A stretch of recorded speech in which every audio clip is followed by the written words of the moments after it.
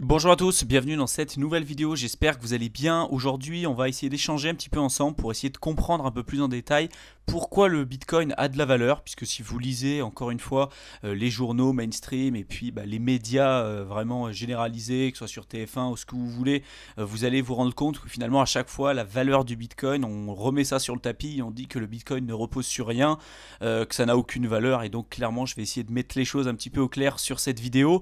Si c'est un sujet qui t'intéresse, du coup je t'invite à regarder la vidéo vraiment jusqu'à la fin.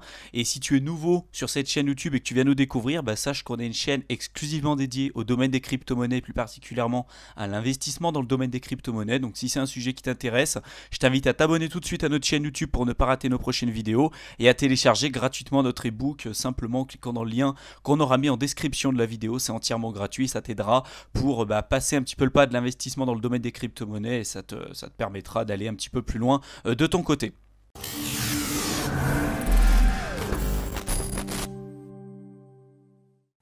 Avant d'aller plus loin, du coup, je vais quand même récapituler certaines caractéristiques qui font que le Bitcoin est particulièrement intéressant et qui le rend justement particulier dans sa conception et dans son utilisation. Donc déjà, tu sais très bien que le Bitcoin, donc c'est limité à 21 millions, c'est divisible, c'est également fongible. Donc divisible, pourquoi? Parce que on sait très bien qu'un Bitcoin est composé de 100 millions de Satoshi, donc l'équivalent entre guillemets de tes centimes en euros. Donc tu peux avoir des portions de Bitcoin, hein, il n'y a aucun problème par rapport à ça. C'est fongible dans le sens qu'un Bitcoin n'est pas différent d'un autre. Aujourd'hui, tu as par exemple ton billet de 5 euros qui va correspondre également à un autre billet de 5 euros. Il n'y en a pas un qui va avoir plus de valeur qu'une autre. Pour le Bitcoin, j'ai déjà fait une vidéo entière qui expliquait le concept vraiment de fongibilité du Bitcoin. Donc si tu l'as pas vu, je t'invite à aller faire un tour sur notre chaîne YouTube pour voir les vidéos qui traînent directement de ce sujet-là. C'est également durable. Si demain je dis que je détermine vraiment un concept vraiment de valeur et de transmission de valeur, par exemple, qui est basé sur du poisson frais, tu sais très bien et tu comprends tout de suite que aujourd'hui, ça peut être le cas que ça peut avoir de la valeur, mais dans une semaine, ton poisson aura complètement pourri et du coup tu pourras plus l'échanger comme tu le souhaites, ça aura perdu de sa valeur. Le Bitcoin lui a pas une durée entre guillemets de péremption et donc du coup c'est durable dans le temps. C'est également portable, j'en ai parlé sur notre épisode avec l'or, qu'est-ce qui marquait les différences entre l'or et puis le Bitcoin en tant que réserve de valeur. Une des caractéristiques qui fait que le Bitcoin est supérieur à l'or, c'est son côté vraiment portable. C'est facile de transférer du Bitcoin d'un point A à un point B à travers le monde, alors que pour l'or, ça coûte cher, et que c'est lourd, etc. C'est également des transactions qui sont irréversibles et transférables à quelqu'un d'autre instantanément. Alors je dis instantanément, c'est comparé au système bancaire traditionnel. Par rapport à d'autres crypto-monnaies, c'est vrai qu'encore le Bitcoin a un peu de mal à monter en scalabilité, hein, mais pour le moment, c'est quand même, je dirais, presque instantané par rapport à notre système financier conventionnel.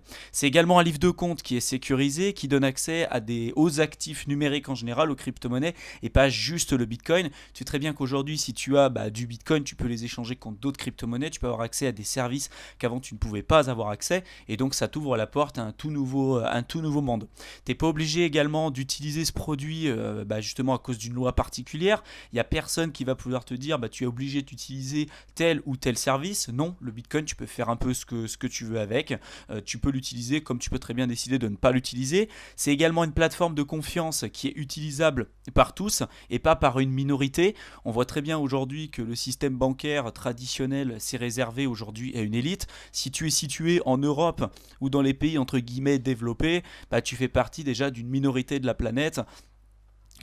Et clairement aujourd'hui il faut savoir qu'il y a quand même une très grande majorité de la population mondiale qui n'ont pas accès à ces services là. Donc aujourd'hui avec le Bitcoin tu as accès vraiment à une plateforme de confiance qui te permet d'échanger de la valeur d'un point A à un point B avec des personnes avec des frais également restreints.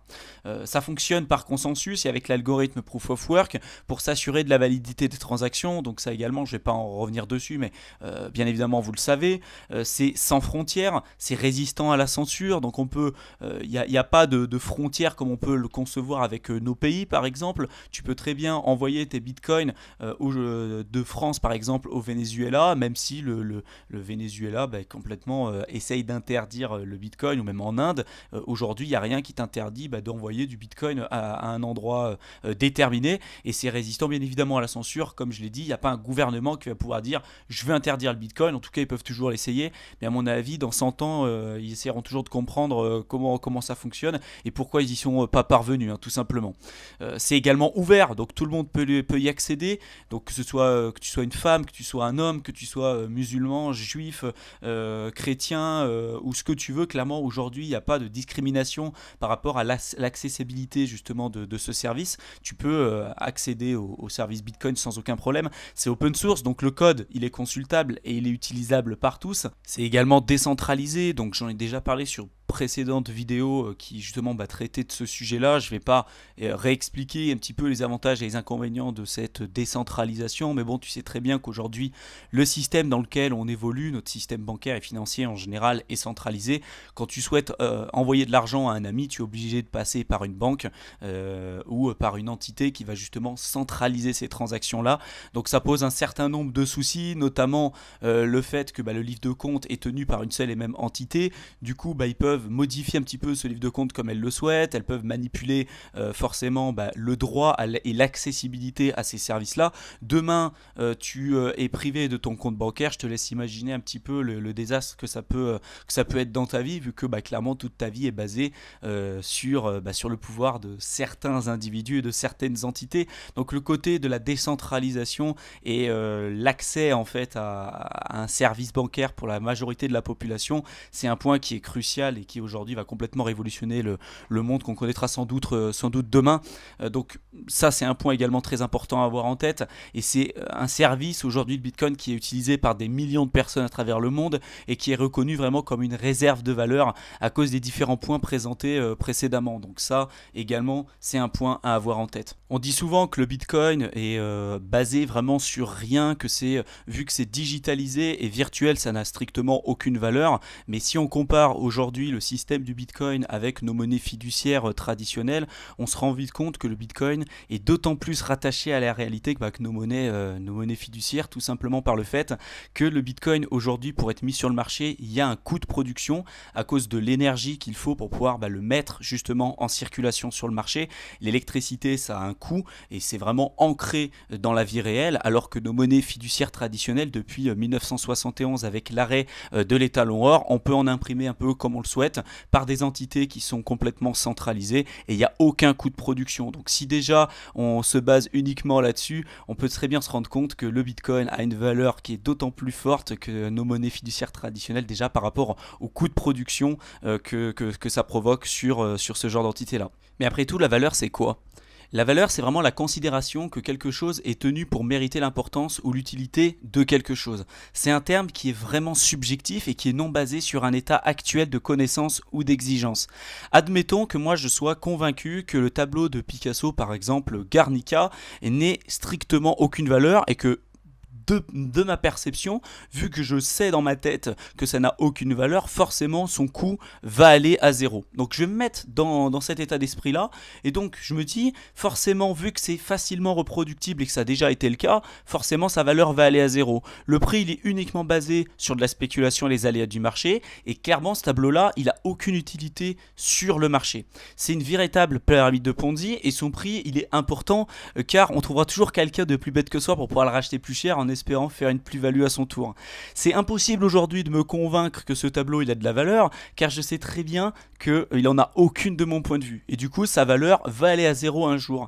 Vous comprenez très bien que le petit descriptif que je viens de vous faire là, c'est bien évidemment de l'humour, et je me mets dans la tête de quelqu'un qui fait exactement les mêmes remarques sur le Bitcoin, et avec tout ce que je vous ai expliqué précédemment, vous comprenez très bien que ce raisonnement là, il n'est pas tenable sur le long terme, puisque la valeur, bien évidemment, c'est quelque chose, et c'est un terme qui est complètement subjectif.